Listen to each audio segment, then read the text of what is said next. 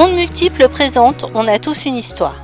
Je suis Cynthia et aujourd'hui, je remercie notre invité qui va nous raconter un petit morceau de lui. Je vous souhaite une bonne écoute.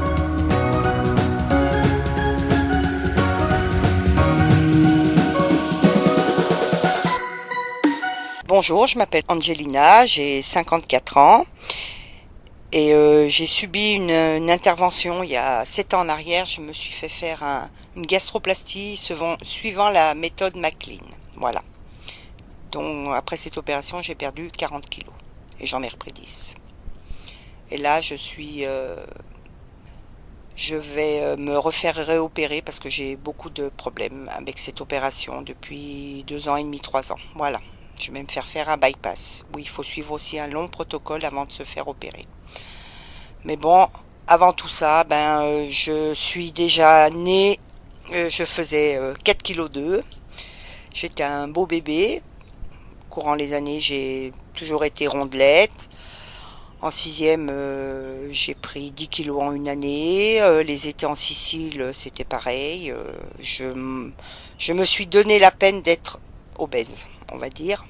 Vu que j'ai une culture j'ai une culture sicilienne, en Italie, même quand on est gros, c'est qu'on est bien portant et en fin de compte, on a tous j'étais pas bien dans mon corps parce que j'étais pas comme les autres, j'avais pas de petits copains quand les booms commençaient à mon époque, c'était les booms, pas de petits copains, voilà, le regard un peu. J'ai pas subi de harcèlement parce qu'à l'époque, il devait peut-être y en avoir, mais je l'ai pas ressenti comme ça. Et puis bon, les Italiens sont toujours en train de vous pincer la joue. Oh, qu'elle est jolie cette petite, machin. Enfin, voilà. C'est tout ça, c'est cette culture. Donc voilà, en sixième, j'ai pris 10 kilos. Après, j'ai toujours plus ou moins été ronde. Après, j'ai connu, à 16 ans, j'ai commencé mes premières expériences sexuelles. Et puis voilà, pour connaître, parce que je ne savais pas grand-chose et j'étais très curieuse à l'époque. Et de là, j'ai toujours fait plus ou moins yo-yo. J'ai fait des régimes parce que au bout d'un moment, quand on est gros, on peut pas s'habiller comme on veut, on peut pas faire ce qu'on veut non plus. Et l'été, c'était affreux parce qu'on avait toujours les jambes qui se frottaient et on était toujours, enfin, c'était assez pénible. Et puis après, j'ai eu beaucoup des histoires avec des hommes. Quand j'étais ronde, j'avais un peu plus de succès que après mon intervention. Mais bon, j'en reparlerai après. Donc après, j'ai connu le père de mon fils. Donc on s'est mariés. Et c'est vrai que j'ai gardé beaucoup les kilos de mon fils. Et j'avais toujours plus ou moins un peu des réflexions du père de mon fils, que j'étais trop grosse, que ci, que là. Donc rebelote, refait des régimes qui ont un peu détraqué, je pense, qui m'ont détraqué parce qu'il y avait des régimes assez stricts. J'étais bien à l'âge après la couche, allez, à 30 ans, j'avais fait des régimes avant, puis après 30 ans, j'ai refait des régimes, mais j'étais bien un été sur deux. J'avais bien maigri, enfin, un été sur deux, j'étais pas mal. Après, j'ai divorcé en 2005, où j'ai énormément maigri, où je me trouvais pas si bien que ça parce que j'étais pas bien, donc j'ai moins accepté mon corps. Et après, ça a été mieux et j'ai repris beaucoup de kilos, énormément. Et de là, dans le milieu où je travaille, j'ai une collègue qui avait fait cette opération et j'ai trouvé ça miraculeux. J'ai dit, oh là là, je vais maigrir, je vais pouvoir remanger ce que je veux, j'aurai plus à faire attention. Et en fin de compte, c'est pas vrai. Parce que j'ai pris 10 kilos, mais bon, 10 kilos en ces deux dernières années. J'ai eu la ménopause entre-temps, et puis bon, le fait de manger tout et n'importe quoi, parce que je ne peux plus avaler ce que je veux correctement. J'ai pas des repas bien équilibrés, donc je compense sur la sucrerie, parce que je suis très gourmande. Et puis donc, j'ai subi cette intervention il y a 7 ans. Oui, quand j'ai vu la collègue qui avait tant maigri parce qu'elle était obésité morbide, comme moi quand je me suis fait opérer. Elle m'a dit que c'était super et tout. Ah, les premiers temps, oui, c'est super. Mais après, la machine, elle se détraque. Voilà. Je vais voir le même chirurgien qui me dit qu'il n'y a pas de souci.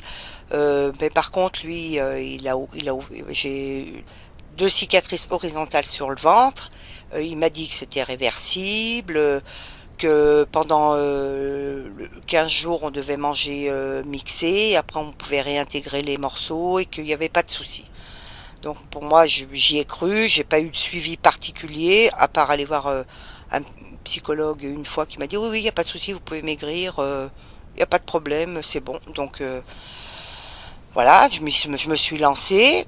Bon, on m'a pas donné de régime particulier. Vous pouvez manger de tout en petite quantité, ça c'est sûr, parce que on n'a plus le même estomac et puis il y a cet anneau, il y a comme un filtre qui filtre tous les aliments qu'on mange.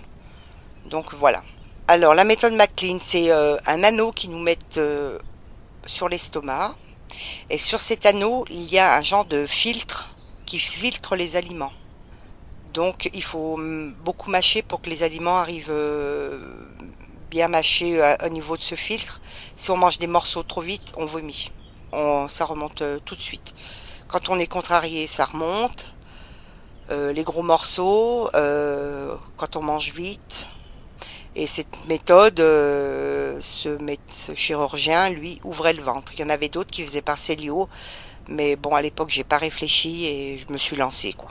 C'est maintenant, ça fait 3 ans que je fais des démarches pour refaire une autre intervention, que j'en chie, oui, parce que j'ai beaucoup de remontées acides, j'ai mon œsophage qui est tout abîmé, je n'arrive plus à manger certains aliments. Tu vas voir ton chirurgien.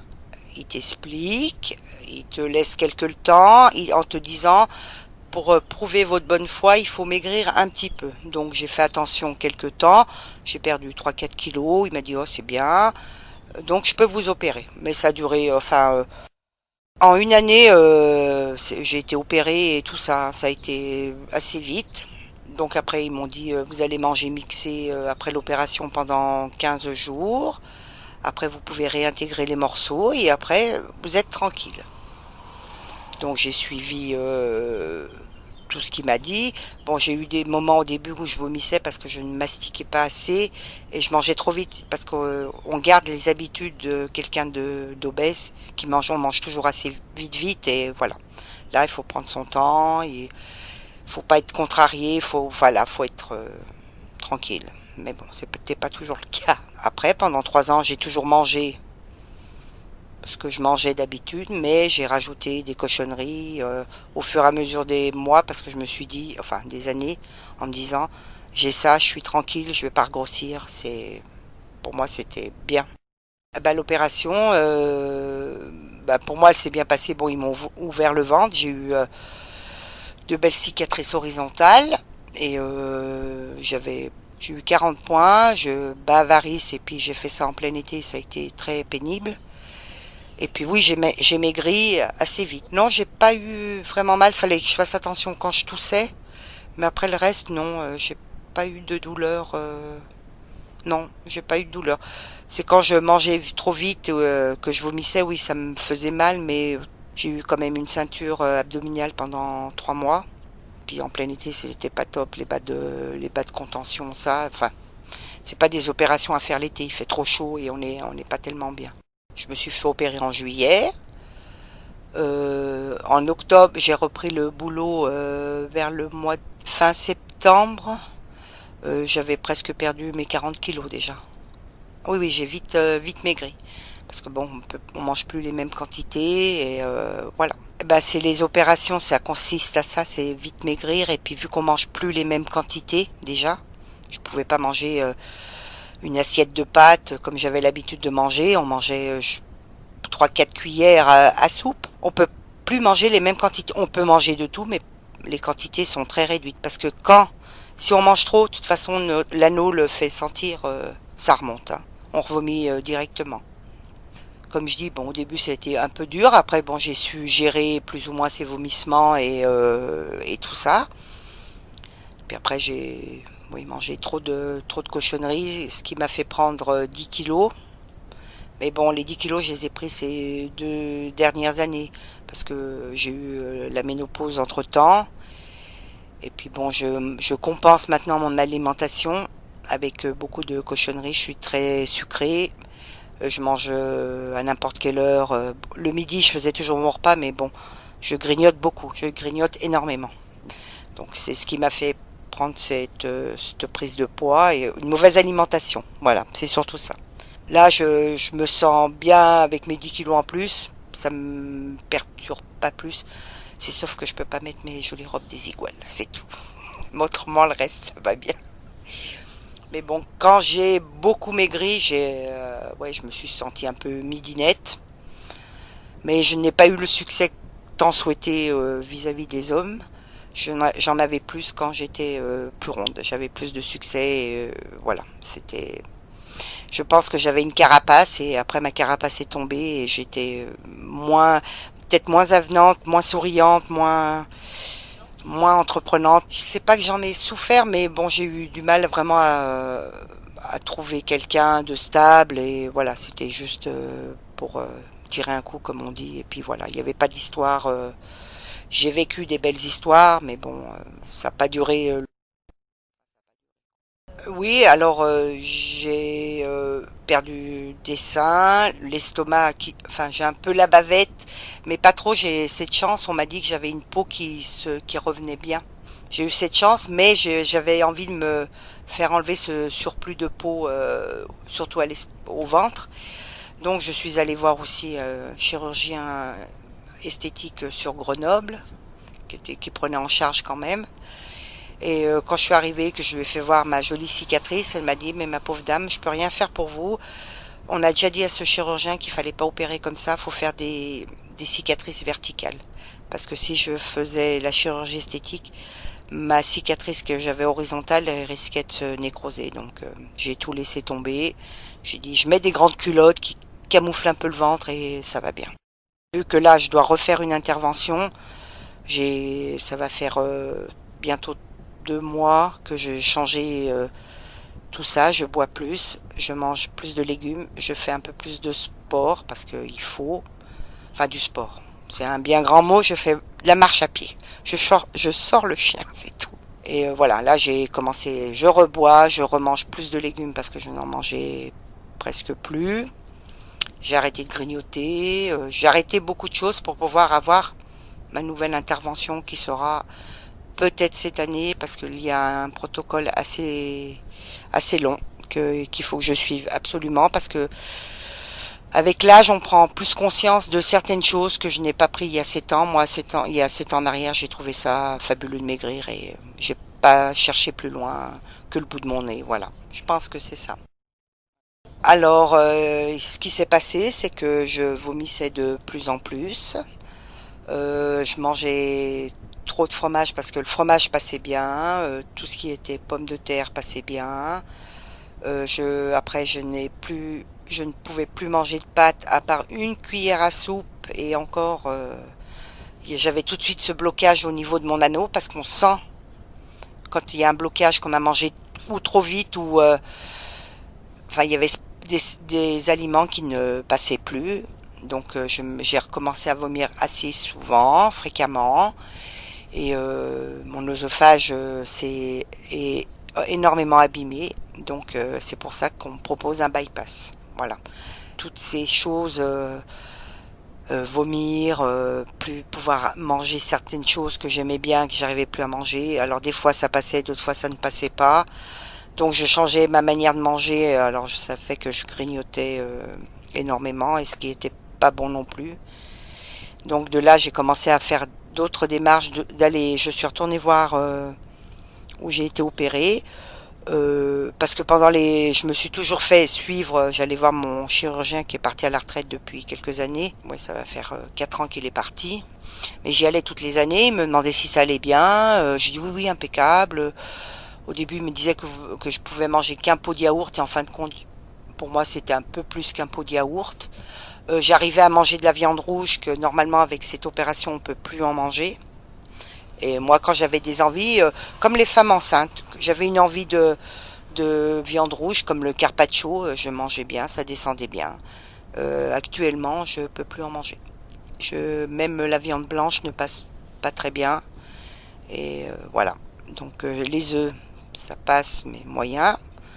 Bon, il y a beaucoup de choses que je n'arrive plus à manger actuellement. Donc après, j'ai commencé, voilà, il y a 2 ans et demi à retourner où je me suis fait opérer. Que j'y allais toutes les années voir mon chirurgien. Je lui expliquais. Pendant 3 ans et demi, ça a été bien. Après, il est parti à la retraite. J'ai été voir un de ses confrères qui m'a dit, ben, vous allez bien, c'est plus la peine de venir. Donc j'ai arrêté. Et là, depuis 2 ans et demi, je fais des démarches. Je suis allée sur Annecy. Enfin, entre-temps, j'ai passé des examens pour voir si mon anneau avait bougé parce que j'avais grossi. En fin de compte, non.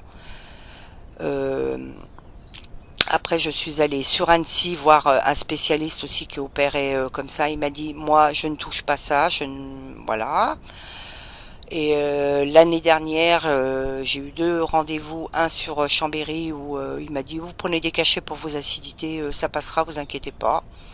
Il s'est pas plus intéressé à mon problème que je lui expliquais que j'avais ce blocage pour enlever cet anneau.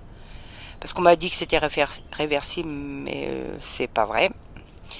Et donc on m'a conseillé la clinique des Cèdres à Échirolles, où je suis tombée sur un bon chirurgien qui m'a bien expliqué ce que j'avais eu et ce qu'il comptait me faire.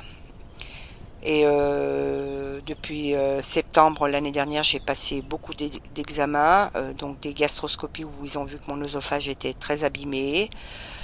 J'ai mon anneau qui commence à se sténoser. Trop de cholestérol, enfin j'ai voilà des petits problèmes de santé dus à cet anneau parce que je me nourris très mal. Non, j'ai pas fait qu'un régime, j'en ai fait plusieurs qui m'ont détraqué un peu la santé. Mais l'opération, oui, c'est une facilité, c'est la facilité de ne plus faire attention à ce qu'on mange, qu'on peut manger tout et n'importe quoi sans grossir. Et ce n'est pas vrai. Mais je me suis jamais sentie privée parce que je me suis toujours fait plaisir sur des petites choses que c'est sûr c'est la quantité, je mangeais moins mais je pouvais le manger quand même. C'est la quantité qui a diminué, mais c'est pas ce qui m'a le plus peiné de diminuer les quantités. Je me suis pas sentie frustrée sur ça parce que je pouvais quand même manger de tout en petite quantité, mais je mangeais de tout. J'ai pas senti de frustration là-dessus. De toute façon, quand on est gros, c'est qu'on mange, faut pas se cacher. Ben, on mange peut-être, oui, il y a un mal-être par rapport. Moi, ça a été beaucoup, je pense, par rapport aux garçons, parce que en sixième, je faisais tapisserie pour les booms. Je ne suis jamais sortie avec un garçon de mon âge. J'ai toujours côtoyé des hommes plus âgés que moi. Voilà, je pense que c'est ce fait-là. Et puis, il y a la société qui veut aussi, il faut être toujours mince. Faut être toujours il faut faire attention à là. Enfin voilà, la société n'aide pas non plus, le regard des gens n'aide pas. Il y a toute une. Puis bon, moi ma culture sicilienne n'aide pas non plus. Et puis moi j'y étais bien, on aime bien manger. Puis après on dit que les gens bien portants, c'est que des gens qui aiment, c'est des bons vivants. Oui, certes c'est des bons vivants, mais on en souffre quand même. Oui, parce qu'après ces opérations de l'anneau, c'est comme un anneau gastrique, mais c'est pas ça du tout. Ils peuvent faire que un bypass, parce que si on fait, il y a la sleeve ils enlèvent la moitié de l'estomac, ils cousent l'estomac. Que le bypass, ils vont couper un bout d'estomac qu'ils vont raccrocher à mon œsophage et ils vont faire un branchement avec un intestin. L'opération est plus, j'aurai le tuyau, moi j'appelle ça le tuyau droit. Mais voilà, c'est une opération, je pense, qui est plus lourde de celle que j'ai eue, mais je n'aurai plus ce problème que j'ai actuellement de ce blocage de manger. Je mangerai toujours la même quantité, peut-être voire moins, mais je n'aurai plus cette gêne que je ne supporte plus et puis que mon œsophage guérisse parce qu'au fur et à mesure des années, on risque d'avoir un cancer de l'œsophage et après ces opérations de l'anneau. On risque, ce problème d'acidité qui remonte. Enfin, je connais beaucoup de monde qui se sont fait opérer de la même méthode que moi, donc dont cette collègue de travail, elle s'est fait réopérer, elle a eu un bypass. Voilà. Donc, enfin, et il y a pas eu que elle. J'en connais une autre, c'est la même chose. On a été voir toutes les trois, enfin, parce que je les connais toutes les trois le même chirurgien, et toutes les trois, eh ben, mes deux premières collègues se sont fait opérer. Moi, je suis en train de faire ces démarches pour pouvoir me faire réopérer. Mais je ne suis pas retournée au même endroit que mes collègues y sont allés. Moi, j'ai pas voulu. Voilà. Alors, la méthode bypass, alors le protocole, il faut aller voir une diététicienne. On est suivi par une diététicienne, donc vu que c'est à Échirolles, moi j'ai trouvé une diététicienne sur Aix-les-Bains parce que je ne peux pas toujours faire les navettes. Psychologue, j'ai dû garder une psychologue de Grenoble. Et là, je vais aller à des ateliers à la clinique des Cèdres. Donc je vais avoir un atelier pour l'alimentation et un atelier pour le post-opératoire des gens qui se sont fait opérer du bypass et comment ils vivent actuellement avec ça. Voilà. Et il faut suivre diététicienne, psychologue plusieurs fois. Normalement, comme ils m'ont expliqué, il faut qu'au moins pendant 1 an. Mais moi, il y a eu le Covid cette année, donc j'ai été coincée pendant 3 mois. Là, j'ai attaqué tout de suite après la fin du Covid, mais c'est encore trop tôt pour que je me fasse opérer à la date qu'ils ont prévue. Donc, il faut arrêter de fumer, vu que je suis une fumeuse. Pour moi, ça va être le plus dur, la cigarette. Parce que là, ma diététicienne, ça va faire plus d'1 mois et demi que je la vois. Elle m'a donné elle m'a changé un peu, enfin même beaucoup changé mon alimentation pour mon petit déjeuner, ce que je dois arrêter de manger en trop grosse quantité parce que j'aime beaucoup les yaourts, les crèmes. Donc elle m'a dit c'est ou la crème ou le yaourt, moi je mangeais les deux, plus le fromage, plus donc c'était très mauvais. Donc j'ai changé déjà mon alimentation sur mon petit déjeuner. Le midi c'est pareil, c'est ou yaourt ou crème dessert. Donc j'ai enlevé la crème dessert, je n'en mange plus depuis un petit moment. De temps en temps je m'octroie une petite crème dessert, mais très rarement, vraiment moins qu'avant. Et dernièrement j'y suis allée et j'ai perdu quand même 2,5 kg de graisse. J'ai pas perdu en poids, mais en 2,5 kg de graisse.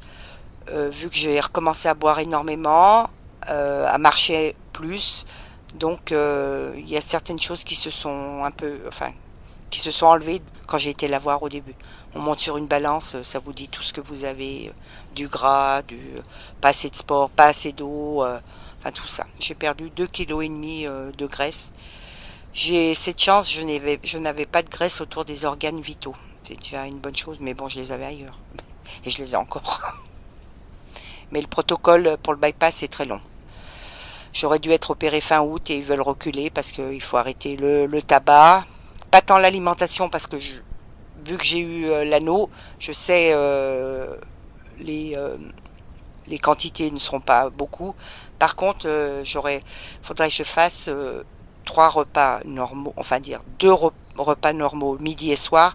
Mais entre tout ça, il faut que je fasse des collations. Donc ça me ferait, on va dire 6 repas par jour, en comptant que 2 repas et les autres c'est que des collations. Entre le petit déjeuner, avant le repas, enfin voilà. J'ai déjà commencé à faire certaines collations, pas tout le temps parce que j'ai pas toujours le temps et ça, la diététicienne elle m'a déconseillé, elle a dit il faut faire vos collations, même faut prendre l'habitude de faire ces collations en mangeant des yaourts, un fruit, compote et avoir quand même un bon repas un bon repas le midi et le soir. Oui, c'est un coût financier parce qu'il y a surtout le dépassement d'honoraires parce que c'est une clinique privée, ils prennent quand même bien et la mutuelle, j'ai commencé à faire des démarches, la mutuelle me rembourse 300 € et j'ai demandé une aide exceptionnelle à la sécurité sociale. Donc j'attends. Après oui, ça a un coût parce que les psychologues sont pas pris en charge. Psychologues pas pris en charge, diététiciennes sont pas pris en charge. Bon, l'alimentation, non, ça coûte pas plus cher, ça coûte peut-être un petit peu moins cher parce que je mange un peu moins, donc, mais bon, quand on vit en couple, ça revient au même. Donc, après le bypass, de plus avoir ces acidités, de pouvoir manger tranquillement sans que je me lève pour aller vomir, de pas roter, parce que des fois je mange, je rote énormément. Des fois j'arrive à digérer, mais au bout d'une heure, enfin, je rote pendant plus d'une heure et après je vais vomir. Mais je vomis, enfin je vais avoir cette tranquillité et plus avoir mes brûlures à l'œsophage. Pas tant de maigrir parce que je sais que je vais maigrir, mais je m'en fous. Moi, je vais avoir ma tranquillité de manger tranquillement. Je sais que les quantités seront comme actuellement et peut-être un peu moins, et ne plus avoir ces acidités que ça remonte, vomir et tout ça. Mais là, je prends plus conscience que vraiment faut vraiment que je suive tout ce protocole avant opération et après opération. Surtout après, parce que quoi qu'on fasse comme opération, on grossit, on reprend des kilos. Bon, je vais en reprendre, bon, j'y suis pas encore à cette opération, mais je vais en reprendre, mais je ne pense pas que je reprendrai autant que j'en ai pris, et qu'il faudra que je fasse quand même attention à ce que je mange et comment je mange. Par contre, le bypass, on a beaucoup de compléments alimentaires parce que on n'a plus l'estomac pour digérer tout ce qu'on mange. Donc, je pense avoir des médicaments à vie, certains médicaments, dont la protéine. Et puis les autres, je ne sais pas encore. Je pense que je vais y découvrir au fur et à mesure des mois qui vont encore passer avant mon opération. Je pense que je vais suivre le protocole jusqu'en septembre-octobre, et puis après on décidera pour l'opération. Alors, une personne en surpoids, je lui conseillerais déjà de faire un régime, aller voir une diététicienne parce qu'elle nous guide quand même bien.